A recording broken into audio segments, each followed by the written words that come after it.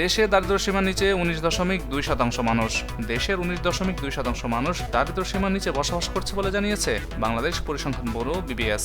এর মধ্যে শহরে দারিদ্র্যের হার 16.5% হলেও গ্রামে সে হার 20%-এর বেশি বলে জানিয়েছে সংস্থাটি। বিশ্ব ইজতেমায় চলবে 14টি বিশেষ ট্রেন। প্রতি বছরের মতো এবারও বিশ্ব ইজতেমা উপলক্ষে মুসল্লিদের যাতায়াতের সুবিধার্থে 14টি বিশেষ ট্রেন পরিচালনার সিদ্ধান্ত নিয়েছে বাংলাদেশ রেলওয়ে। ট্রেনগুলো ইজতেমা চলাকালীন মুসল্লিদের বহন করবে।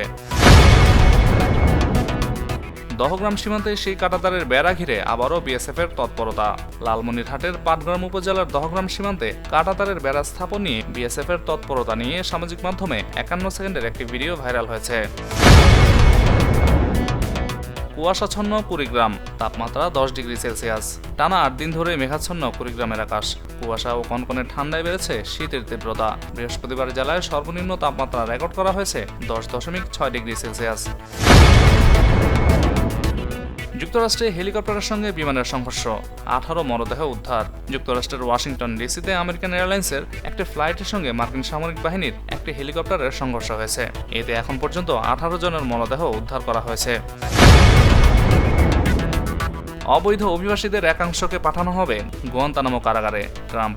যুক্তরাষ্ট্রে চলমান অভিযানে গ্রেপ্তার অবৈধ অভিবাসীদের একাংশকে কুখ্যাত গুয়ান্তানামো কারাগারে পাঠানোর ঘোষণা দিয়েছেন যুক্তরাষ্ট্রের প্রেসিডেন্ট ডোনাল্ড ট্রাম্প।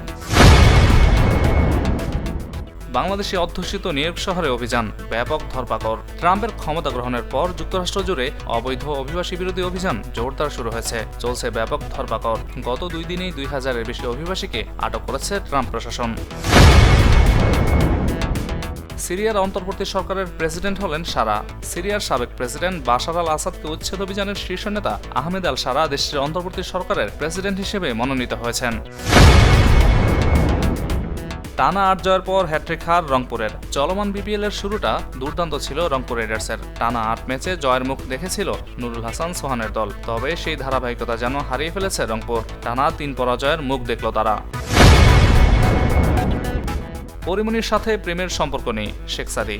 ঢাকায় সিনেমার চিত্রনায়িকা পরিমণির সঙ্গে গায়ক শেখ সাদীর প্রেমের গুঞ্জন ছড়িয়েছে।